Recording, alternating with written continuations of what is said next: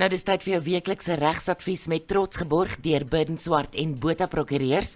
As jy 'n regsprobleem het, SMS die woord advies na 49905 gevolg deur jou vraag en ons bespreek dit dalk volgende week. Burden Swart en Botha Prokureurs se slagspreuk is nie verniet, we take the burden out of your legal work nie. Burden Swart en Botha Prokureurs bied baie meer as regsadvies. Hulle bied die beste oplossing vir jou komplekse regsprobleem. Besoek iburden.co sommer nou. En soos oude gewoonte op 'n maandagmiddag, hier is hy in sy volle glorie, is Andrew van natuurlik Burden Swart en Botha Prokureurs. Hallo Andrew.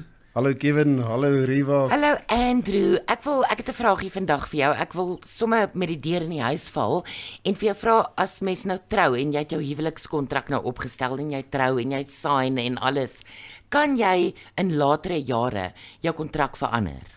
Ja, Riva, die wet op huweliksgoederebedelings maak voorsiening daarvan. Dis nou die wet 88 van 1984 wat ons nou voorheen al bespreek het. Die partye het sê hulle voor 1984 of na 1984 getroud is. Onthou, dis nou die wet wat ek van praat wat die aanwasbedeling in ons regstelsel ingebring het. Ja. Kan aansoek doen om hulle huweliksgoederebedeling te verander. Okay. Sê byvoorbeeld hulle was voor die tyd binne gemeenskap van goedere getroud of buite gemeenskap sonder die aanwasbedeling, dan kan hulle die hof nader en sê maar hulle wil die aanwasbedeling van toepassing hê op hulle huwelik. Dit gaan natuurlik, hulle moet goeie redes aanvoer waarom hulle dit verander aan die een kant.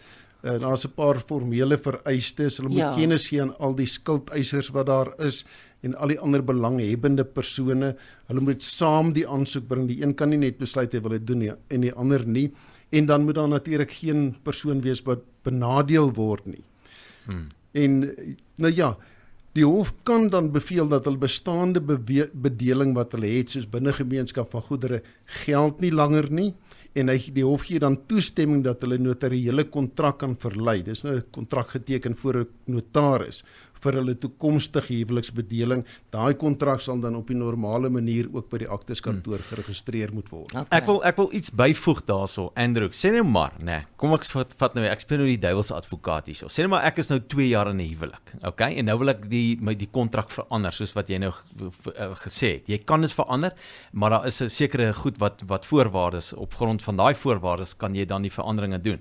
Maar wat gebeur dan nou later? As sê nou maar na 2 jaar het ek nie die aanwasbedeling bygehad nie, maar na 2 jaar sit ons die aanwasbedeling by.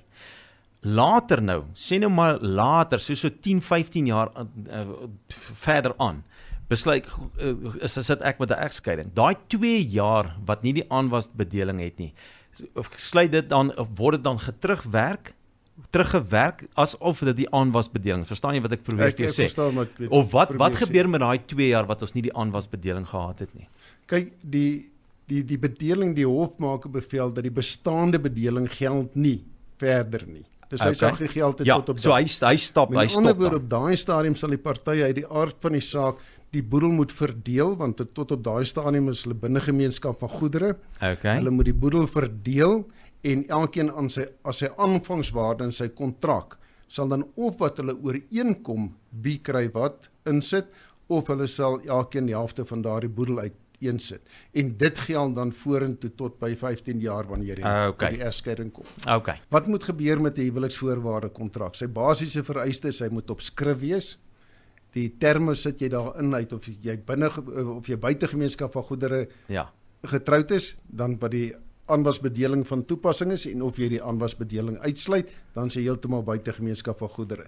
Hy moet voor 'n notaris geteken word voor jy in die huwelik tree. Met ander woorde, voor die dag wat Nee, vat maar jou oproep. Wie sê maar hallo? Wie bel jou nou? Sê vir hulle jy's baie besig. Amper soos Barry wat die tablet laat val daar op nasionale TV. Jukebox. So hy moet voor 'n notaris geteken word. Voor 'n notaris geteken word voordat die huwelik gesluit word.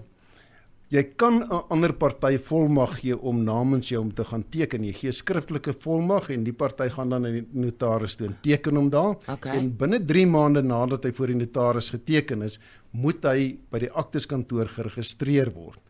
En nou ja, dan is jy getroud buite gemeenskap van goedere. Okay, maar nou wil ek vir jou vra nou, as jy nou jy's nou in die huwelik getree en jy's nou weer 2 jaar down the line soos ons Wat sal is sê. dit met jou 2 jaar? En jy Die iets kom by die 7 jaar. Jy moet Nee, hulle praat van sê 2 7 jaar, 2 jaar. En jy besef maar jy het nooit jou kontrak's nooit geregistreer nie. Wat dan? Jy kan aansoek doen by die hof waar jou kontrak nie geregistreer is nie en dit gebeur nogal redelik gereeld.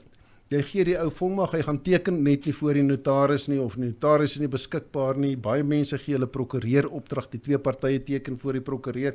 Hy kry 'n volmag, hy gaan na die notaris toe en hy versuim om dit te doen, ontgaan hom ensovoorts. Dan jy moet baie binne 3 maande geregistreer moet word. Die term is dan daar is 'n kontrak. Hy is nie geteken voor die hy is geteken of nee, kom ek vat dit eers andersom. Hy is voor die notaris geteken. Ja. Maar hy is toe nie geregistreer deur die notaris of deur die aktevervaardiger soos hy geregistreer moes gewees het Ja. nie.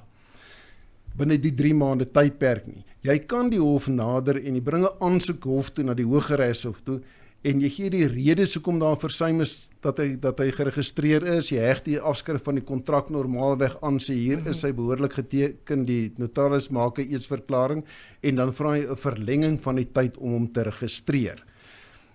Maar jy kan ook waar jy glad nie 'n kontrak geteken het of voor die notaris geteken het nie of geregistreer het nie, kan jy ook nadat die huwelik gesluit is vra dat jy 'n kontrak kan teken en registreer. Dis nou waar die man en vrou reeds ooreengekom het dat hulle trou buite gemeenskap van goedere. Dit sal tipies byvoorbeeld die geval wees waar hulle teken voor die prokureur, Ja. maar die kontrak is nooit deur die prokureur voor die notaris geteken nie. En dan hulle kan 'n aansoek bring na die hof toe. Die hof kan dan beveel dat daar 'n registrasie moet plaasvind binne 'n sekere tydperk. En nou ja, die hof het redelike streng vereistes daar. Hy gaan nie sommer net vir jou toelaat om die kontrak te registreer nie. Hy wil baie duidelik seker wees daarvan dat jy het getrou met die bedoeling en die totale onderneming en ooreenkoms om buite gemeenskap van goedere getroud te wees. Ja, dan sal die hof jou die toestemming gee om hom te registreer. So die bottom line is basically doen dit reg van die begin af. Dis eintlik wat jy Dis wat ek nou sê. Gaan sien 'n goeie prokureur soos Burden Swart en Botha en kry goeie advies van die begin af, van die word go af. Ja, korrek, doen dit reg. En hopelik sal jy dit nooit hoef te gebruik nie want jy gaan nie skei nie. Ja, man. Ja. Dan sal nog 'n enkele puntjie en dit is jy kan wel vra vir rektifikasie en wysigings van die voorwaardes van die huweliksvoorwaarde kontrak. Dit kan jy net doen na jy geregistreer is, na jy getroud is. Jy kan byvoorbeeld om die ware ooreenkoms tussen die partye te laat uitkom by die vervanging van 'n bevoordeling van wat byvoorbeeld aan die een party gegee is. Kom ons vat nou byvoorbeeld die man het vir die vrou 'n huis geskenk en daai huis is nou 'n spesifieke huis, nou het hulle al getrek en nou wil hulle graag verander na die ander huis toe. En as daar iets verkeerd was op die huweliksvoorwaarde kontrakke, waarde is verkeerd ingestel, vra jy gewone rektifikasie by die hof. Daar's hy. So maklik soos dit. En dit is hoekom jy 'n goeie prokureur nodig het, soos Burden Swart en Botha prokureurs. Andrew, altyd lekker om jou te gesels. Ons gaan volgende week weer met jou gesels. Dankie. Lekker week en sterkte vir die stormers, hoor. Ons praat nie hard. Dankie.